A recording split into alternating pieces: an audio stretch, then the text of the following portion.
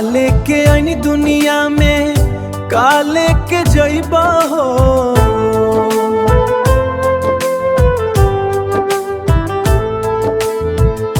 रोवत रोवत एक दिन दुनिया छोड़ जइबा हो।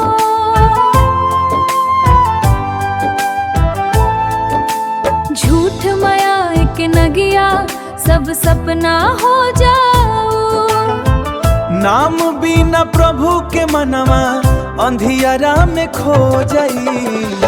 काले के आईनी आईनिया गोनिया, काले के आईनी आईनिया गोनिया में। जिंदगी भर धनवा जोड़नी मन के चैन न पवनी। ऊंच महल बनवनी नींद मगरनी लाखो। ऊंच महल बनवनी लाखो, नींद मगर ना सुतनी। जब काल के चिट्ठी आई सब यही छूट जाई। संग है न जाई रुपैया बस कर में याद आई।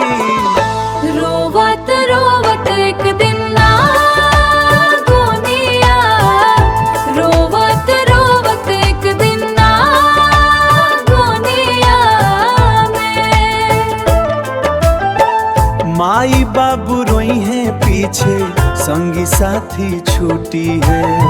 चार कांधा पर सूतल दहिया सान घाट पहुँची है। माटी के तन माटी होई सांस हवा में प्राणी। कैसे पा लगाई हो हाय रे मनवा।